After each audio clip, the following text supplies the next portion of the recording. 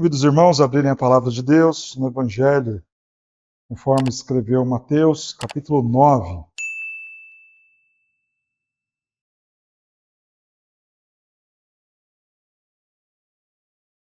Antes ainda da leitura do texto, nós iniciamos hoje, conforme acabaram de ver aí no nosso vídeo introdutório, nós iniciamos as parábolas de Jesus, a exposição das parábolas de Jesus com a série Quem tem ouvidos para ouvir, ouça.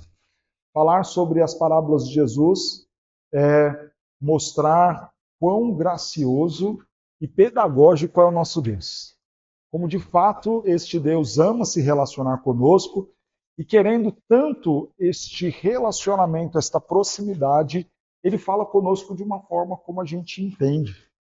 Só um parênteses aqui, e justificando um pouco também da nossa maneira de enxergar a doutrina do Espírito Santo, é muito contraditório nós imaginarmos línguas estranhas sem um sentido exato e preciso, quando na verdade Deus, querendo falar conosco, se comunicou até com histórias simples de moedas, peixes, grãos, querendo tanto comunicar.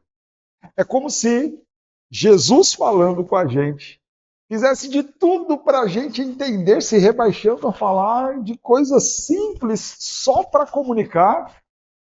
E agora, talvez, para confundir e complicar tudo, então vem um monte de palavras sem sentido nenhum, a fim de que mistérios comuniquem alguma coisa. Não faz o menor sentido.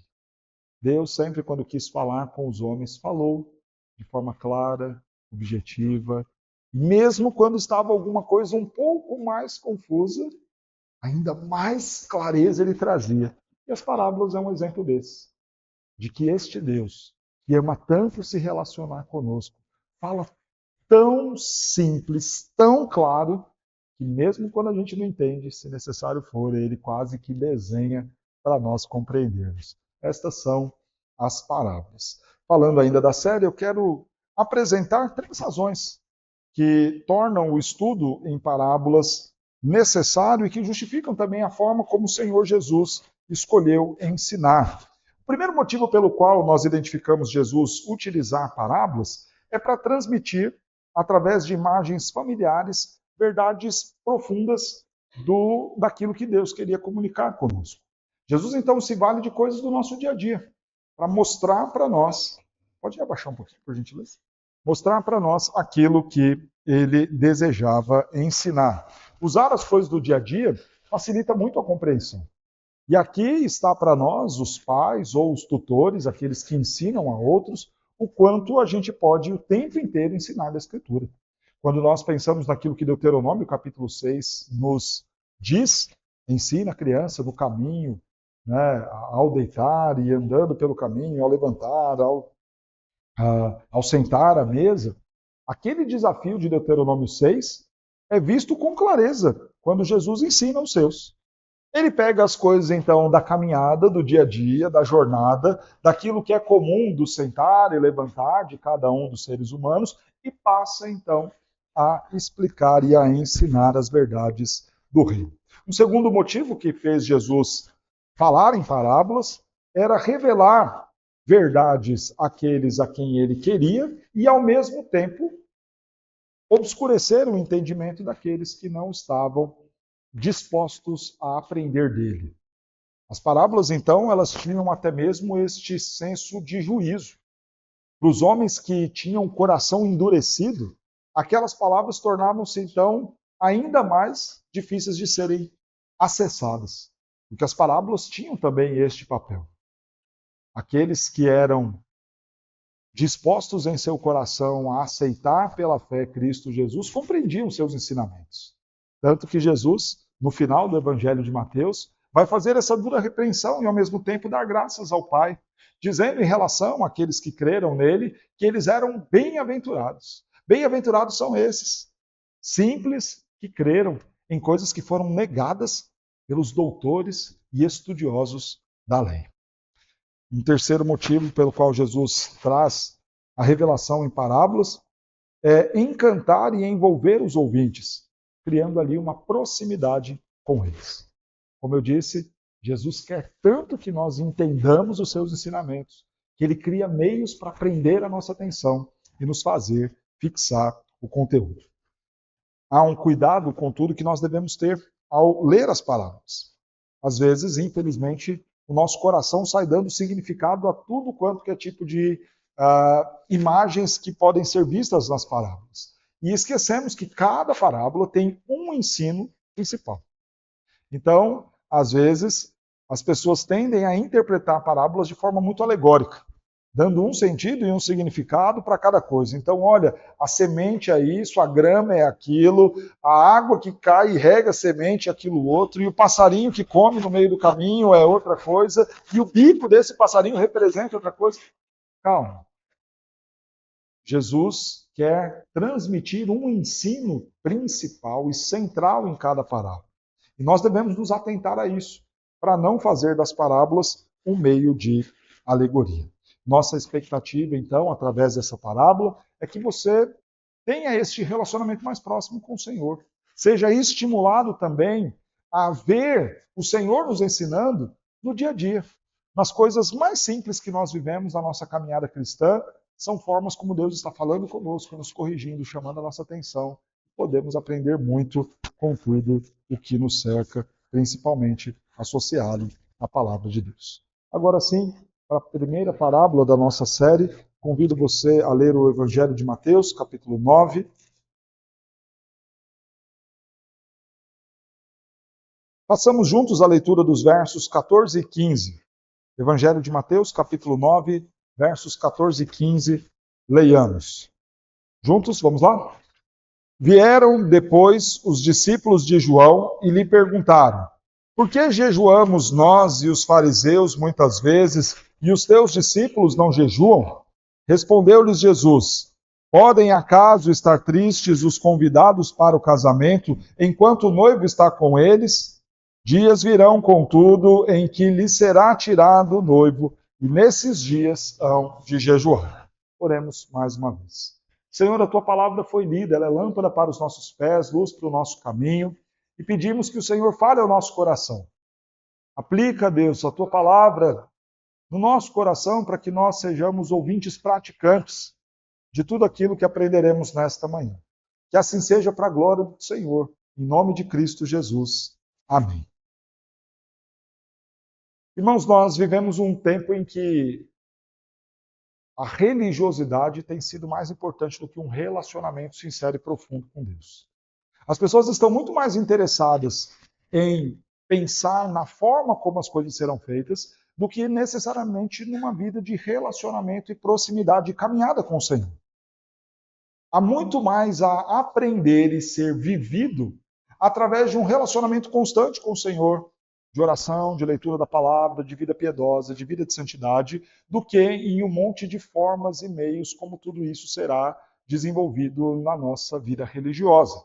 Fato é que, por vezes, nós estamos muito mais apegados a como nas maneiras e jeitos de fazer as coisas dentro da nossa denominação nós realizaremos do que necessariamente em como vamos crescer a partir de um relacionamento com o nosso Deus. Esta parábola que o Senhor Jesus propõe aqui para nós, ela vem diante justamente de uma pergunta dessas ligadas à religiosidade. Quando nós vemos os três evangelhos, Mateus, Marcos e Lucas, os três relatam este momento. E nós vemos os discípulos de João e também os fariseus fazendo um questionamento ao Senhor Jesus. Por que os discípulos de João e os fariseus jejuam e os discípulos de Jesus não jejuam? O jejum parecia então ter se tornado um fim em si mesmo, quando na verdade o jejum deveria ser um símbolo do relacionamento com Deus. E obviamente, se Deus se fazia presente entre os homens, este relacionamento então já estava firmado. O propósito maior do jejum já estava ali estabelecido. O relacionamento próximo, íntimo, com o Senhor nosso Deus, aprendendo com Ele, sendo corrigido por Ele, sendo exortados por Ele. Gabriel, vou pedir para você baixar mais um pouquinho o microfone, por gentileza, que assim eu fico mais à vontade para colocar aqui a voz. Então, diante desse questionamento, Jesus vai nos ensinar três coisas nesse texto. Que em Cristo nós podemos romper com a religiosidade, em Cristo nós desfrutamos da verdadeira alegria, e em Cristo nós resistimos às provações. Vejamos então essas verdades no nosso texto. Vieram depois os discípulos de João e lhe perguntaram: por que jejuamos nós, os fariseus, muitas vezes, e os teus discípulos não jejuam? Quando nós pensamos nessa ideia do jejum, a lei de Moisés colocava o jejum como um meio prescrito pelo Senhor para o nosso arrependimento e a demonstração de um coração quebrantado, aflito pela culpa e pelo pecado. Então, à medida que alguém reconhecia em si o pecado, a culpa, e se angustiava por conta dos seus erros, essa pessoa então jejuava. Ia diante de Deus como um ato de humilhação e reconhecimento da culpa e a necessidade do perdão, apresentava-se ao Senhor e o fazia em jejum. O texto de Levítico, capítulo 16, versos 29 a 31, mostra isso. O jejum com este propósito e finalidade, de um coração arrependido, ansiando pelo perdão. Com o tempo, os fariseus instituíram jejuns regulares. Os fariseus, eles tinham uma ideia inicial, positiva, de um cumprimento da lei. O problema é que, com o passar do tempo, eles foram acrescentando coisas e formas à sua religiosidade que desviavam do sentido primário desta pureza diante de Deus, para agora fazer com que estes atos em si fossem e marcassem aquilo que agrada ou não ao Senhor, aquilo que determina a religiosidade de alguém. O problema disso é que o jejum deixou de ser a demonstração desse coração contrito e arrependido para ser uma demonstração de quão santo ou quão religioso era aquela pessoa. Os fariseus então se desfiguravam, faziam de tudo para mostrar e evidenciar que eles de fato estavam ali jejuando, mostrando como que se eles fossem mais santos, mais crentes do que os outros que não seguiam os mesmos hábitos. Os discípulos de João Batista também jejuavam com frequência. E dentro daquilo que era a mensagem própria de João Batista, o convite ao arrependimento, faz muito sentido com aquilo que era a proposta da lei. Se nós estamos desafiando as pessoas e chamando as pessoas a virem se arrependerem, precisamos então jejuar, como corações quebrantados que reconhecem o seu pecado e reconhecem a necessidade da proximidade com Deus. O que nós aprendemos então ao olhar a Escritura e ver essa questão do jejum, que o jejum não está sendo usado ou proposto pelo Senhor na Escritura a fim de que a gente conquiste coisas ou bens. Então a pessoa fala assim, eu vou fazer um jejum para conseguir ter aqui um emprego melhor. Vou fazer um jejum para casa própria, um jejum para trocar de carro. O jejum nunca foi usado com essa finalidade. O jejum tem a ver, então, com maior proximidade. É pedir por avivamento, é pedir por santidade, é pedir por comunhão com o Senhor, é pedir por discernimento das coisas espirituais. E tudo isso implica, então, em nós termos proximidade com o Senhor. É disso que trata o jejum. Então, chegam esses homens, e no texto de Mateus, fala em especial dos discípulos de João, e perguntam a Jesus por que nós jejuamos, e também os fariseus e os teus discípulos não jejuam. Percebam que parece haver uma desconexão do sentido do porquê o jejum deve ser feito com aquilo que de fato eles estavam fazendo. E eu falo dessa maneira desconectada das coisas, porque se a gente faz uma coisa sem entender o propósito dela, o fazer se torna um fim em si mesmo. Deixa eu dar um exemplo. Lembra-se quando Jesus foi lavar os pés dos discípulos? E aí ele chega para lavar os pés de Pedro e Pedro se recusa a isso. E Jesus fala, olha, se eu não lavar os seus pés, você não terá parte no reino. Então qual é a resposta de Pedro? Então lava o restante do corpo. E Jesus diz, não tem sentido, porque vocês já estão limpos. Veja, o que iria colocar a pessoa no reino não era o fato da água no pé, mas o fato de se submeter a Cristo e de servir ao próximo tal qual o próprio Senhor estava servindo a eles. Contudo, Pedro entendeu como que o rito sendo o mais importante do que necessariamente aquilo que aquele ato de Jesus estava representando. Daí Pedro, que já estava limpo, pediu para ser lavado o corpo inteiro, que obviamente não fazia sentido nenhum. Por vezes nós estamos a fazer as coisas no dia a dia da igreja sem entender o sentido daquilo. A gente não se ajoelha só por se ajoelhar. Não fecha os olhos só por fechar. Não ora apenas por orar, para como se fôssemos cumprir uma série de tiques assim na nossa lista de coisas a serem feitas. E por vezes nós encaramos a nossa vida cristã dessa maneira. Uma série de ritos que nós vamos fazer e praticar a fim de conquistar alguma coisa. Como se essas coisas feitas sem a devida reflexão tivessem algum tipo de sentido ou eficácia em nossas vidas. O que não tem. O que não tem. Quando nós olhamos a Escritura, nós lemos lá em Isaías, capítulo 29, verso 13, o Senhor nos advertindo do seguinte: visto que este povo se aproxima de mim, e com a sua boca e com os seus lábios me honram, mas o seu coração está longe de mim. Então o Senhor ali apresenta e condena aqueles homens, que com a boca honram o Senhor, mas com o coração estão distantes. Há um juízo do Senhor sendo emitido para esses que se apresentam diante dele com as palavras certas, a forma certa, mas o conteúdo, aquilo que sai do coração, de forma totalmente distorcida. Contudo, irmãos, quando nós estamos em Cristo Jesus e entendemos aquilo que Cristo fez por nós, nós rompemos com essa religiosidade fria. E esse é o grande desafio da nossa vida cristã, de entender Cristo, a sua obra, a sua pessoa, para então servi-lo e fazer as coisas, não apenas da boca ou nas atitudes, mas também com a disposição sincera do nosso coração. Não há mal em nós fazermos o bem, mas não podemos pensar que tudo aquilo que nós estamos fazendo de bom, de certa forma, esteja ali louvando ao Senhor. Nem sempre isso é verdade. Às vezes fazemos as coisas certas, mas com a motivação errada. E, infelizmente, quando nós paramos para sondar as nossas atitudes, por vezes é isso que nós, de fato, estamos a fazer. Eu me lembro, e já disse isso em outras oportunidades, que quando nós começamos ali na nossa congregação, lá no Polvilho, então às vezes eu pegava, ia para a igreja e sozinho ali eu me colocava de joelho orando, e aí eu falava: Senhor, manda as pessoas, para que a igreja cresça. E aí imediatamente eu ficava pensando: por que eu estou pedindo isso? Eu estou pedindo isso por, de fato, ter compaixão daquelas pessoas que não conhecem a Cristo, que precisam ser alcançadas pela graça, ou estou pedindo isso para que, ao final do ano, eu possa apresentar números e dizer: crescemos em tantos por cento?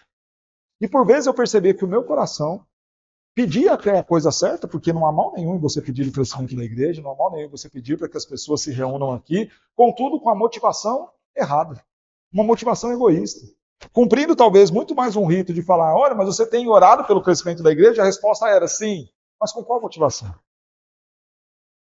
E por vezes nós praticamos e fazemos isso. Quando você ora pela vida dos seus filhos, por exemplo, é uma oração sincera, preocupada em que aquele coração se renda a Cristo Jesus porque é um pecador que carece da graça de Deus? Ou é porque você, como pai, já não aguenta mais os erros e os pecados dos seus filhos?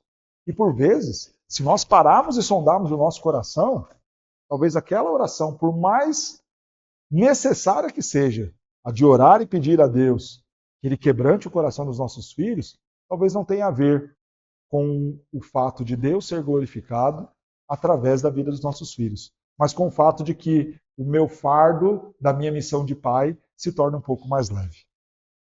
Olha como nós somos miseráveis, até mesmo em orar por coisas tão necessárias como o bem dos nossos filhos.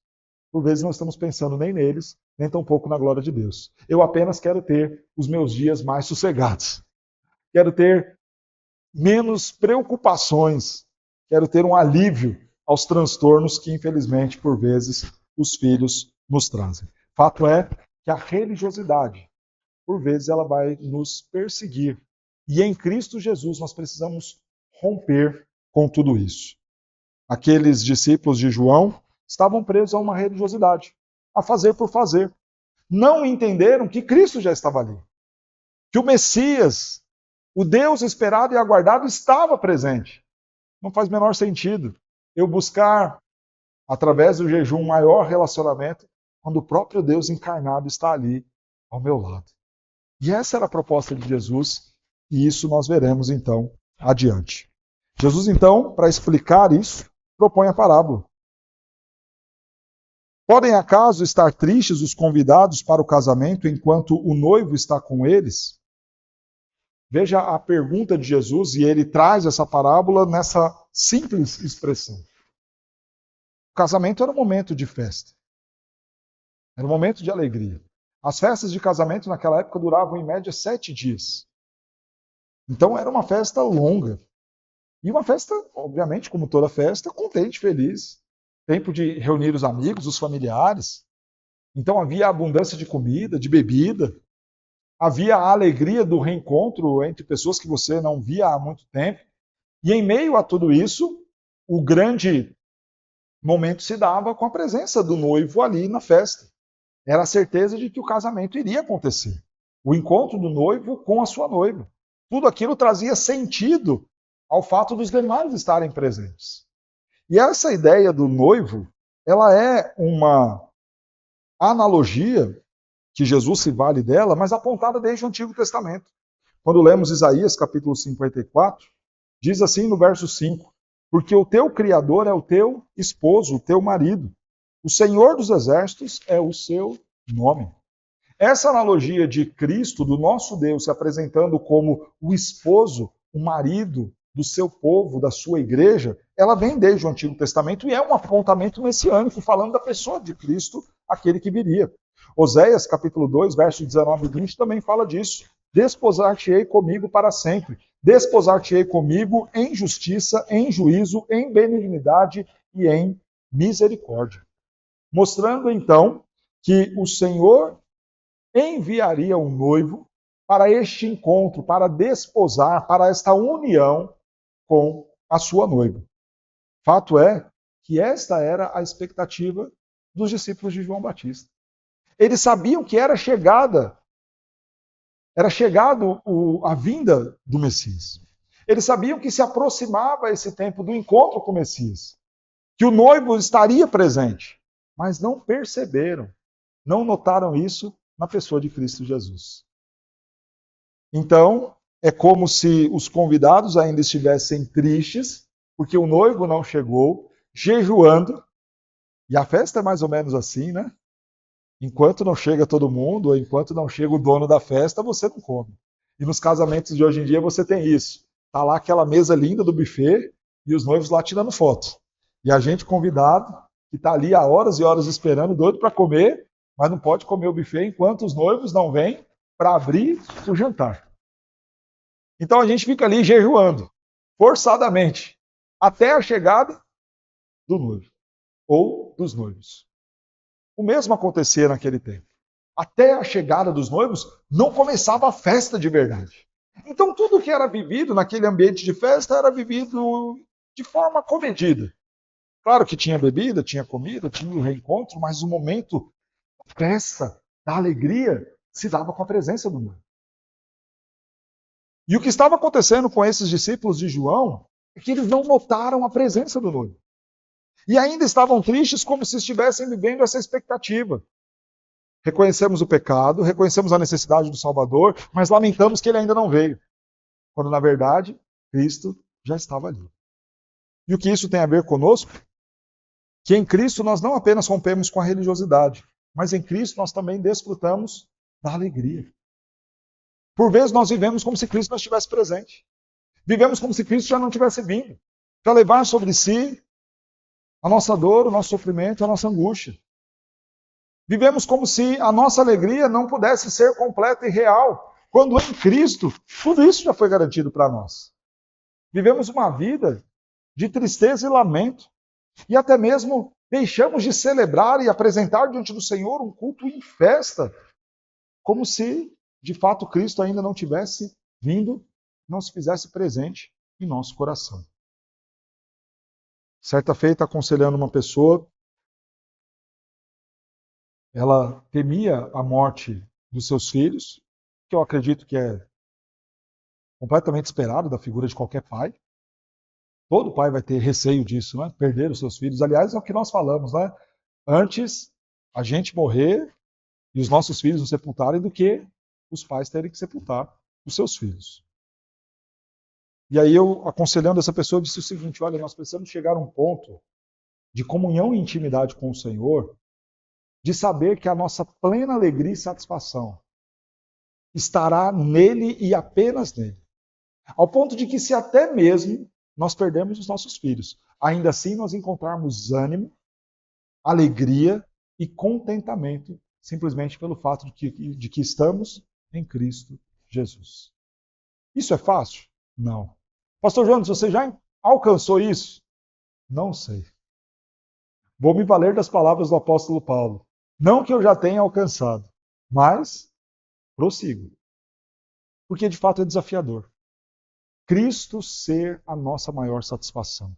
Cristo ser a nossa maior alegria. Se Cristo é a nossa maior alegria, as circunstâncias não nos afligem, não nos abalam, não nos entristecem. Porque nós já temos o mais importante. Porque aquilo que é imutável, o amor dele por nós, a obra que ele realizou por nós, isso não vai ser perdido. Você perde o emprego, você perde o carro, você perde o casamento, você pode perder até os filhos. Mas aquilo que Cristo é e aquilo que ele fez por nós, isso não pode ser perdido.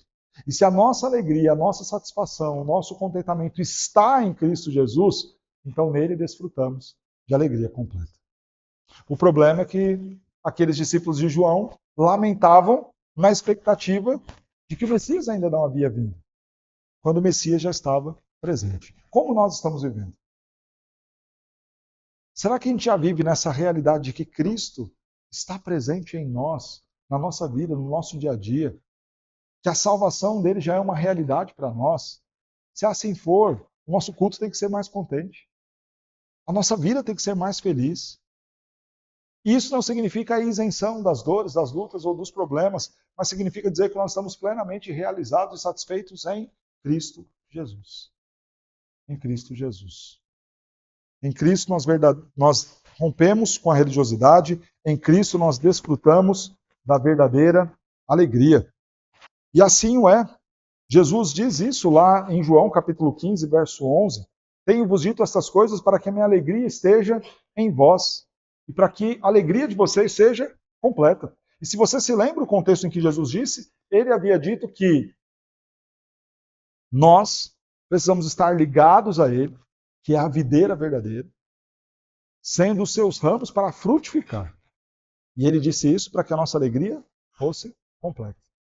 Disse Jesus, sem mim vocês nada podem fazer, vocês precisam estar ligados a mim. Precisamos estar ligados a ele para que a nossa alegria seja real. O Salmo 16, verso 11 diz, na tua presença há plenitude de alegria, na tua destra delícias perpetuamente. E o apóstolo Paulo, falando aos Filipenses, no capítulo 4, diz, alegrai-vos no Senhor, outra vez mais digo, alegrai-vos. Sejam conhecidas diante de Deus todas as vossas petições. Lança sobre ele toda a sua ansiedade, tudo aquilo que te inquieta, que te entristece, para que você viva uma verdadeira alegria e satisfação, tendo a certeza que em Cristo a vida, a esperança e a salvação. Em Cristo nós rompemos com a religiosidade, em Cristo nós temos a verdadeira alegria, em Cristo nós resistimos às provações. O texto termina dizendo, dias virão, contudo, em que lhe será tirado o noivo, e nesses dias hão de jejuar. É verdade que hoje nós podemos desfrutar de tudo isso. Mas também teremos dias difíceis. Jesus está falando da realidade de quando ele seria crucificado. A palavra tirado de vós aqui, que o noivo será tirado, tem a ideia de alguém que é arrancado subitamente. E de fato foi assim que se deu com o nosso Cristo. Ele foi arrancado de entre os seus para ser crucificado. E nesse dia, sim, vale o lamento, a tristeza e o jejum. E como que nós enxergamos a realidade disso sobre nós? Naqueles momentos em que nós, por conta do nome de Cristo, participaremos dos mesmos sofrimentos dele. Para que nós entendamos isso, o próprio Senhor Jesus nos ensina lá no texto de João, capítulo 16, no mundo vocês terão aflições, mas tenham bom ânimo. E Pedro, falando dos sofrimentos que passaremos, ele vai dizer no capítulo 4, versos 12 e 13, amado, não estranheis o fogo ardente que surge no meio de vós, destinado a provar-vos, Alegrai-vos na medida que sois coparticipantes dos sofrimentos de Cristo. Todas as vezes que nós estamos sendo injustiçados, humilhados, perseguidos, maltratados, estamos vivendo uma parte daquilo que foi o sofrimento do nosso Cristo, nos tornando coparticipantes dos sofrimentos deles.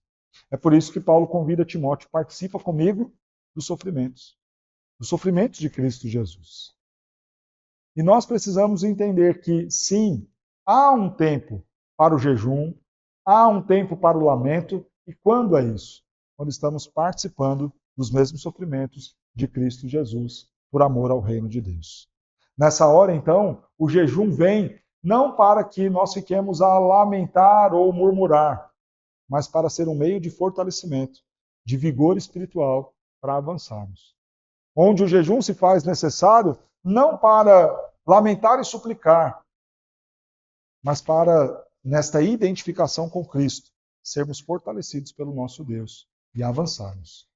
Este relacionamento se estreitar no momento não apenas para o desfrutar da alegria e da salvação, mas também da força que somente em Cristo nós podemos ter para lidar com as lutas, as dores e os sofrimentos, tal qual aqueles que ele também sofreu. Irmãos, em Cristo nós rompemos com a religiosidade. Em Cristo nós desfrutamos de alegria. Em Cristo nós resistimos às provações. Essa parábola nos mostra um contexto e um cenário de um casamento, do noivo se fazendo presente e da postura dos seus convidados. O que é exigido? Como você tem vivido a sua vida? E eu quero trazer algumas aplicações aqui para a gente. Será que você tem vivido as práticas religiosas como se Cristo não se fizesse presente? E às vezes a gente faz assim. Às vezes a gente cultua e vem à igreja como se Cristo não estivesse presente. Mais triste ainda quando essa realidade se dá ainda com o corpo e o sangue de Cristo diante dos nossos olhos.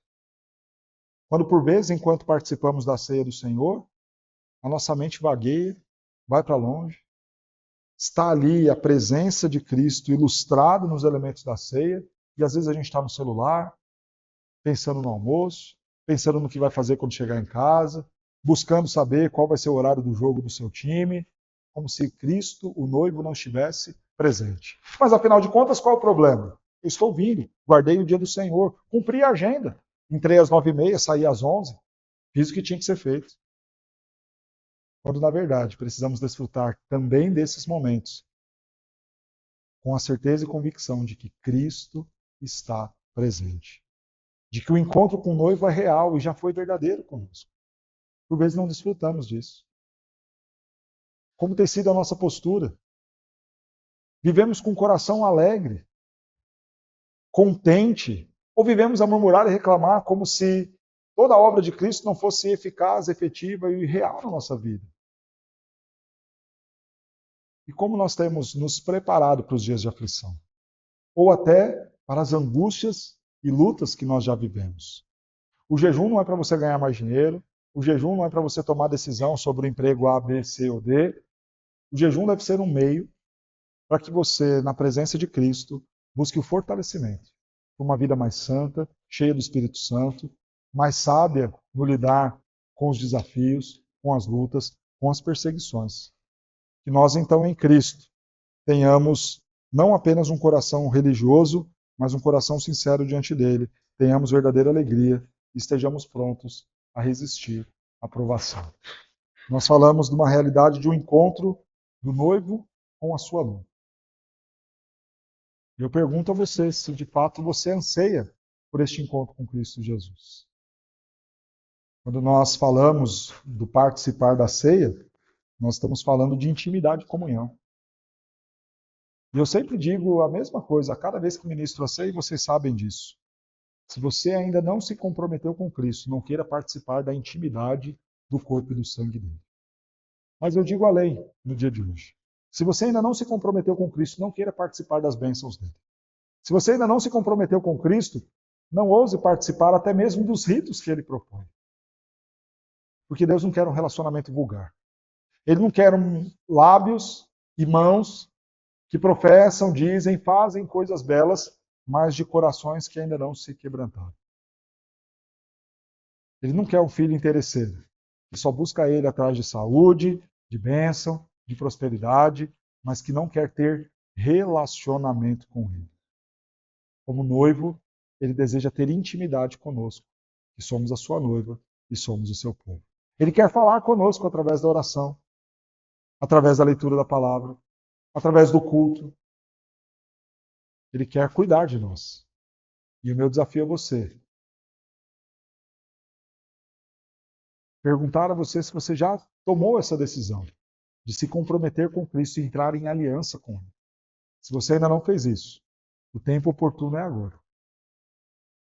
Tempo para que você se apresente diante dele como noiva, disposta a viver um relacionamento com ele, se faz presente. É para hoje. E se você já se comprometeu com o Senhor Jesus, repense na maneira como você está lidando neste relacionamento. Feche seus olhos, nós vamos orar.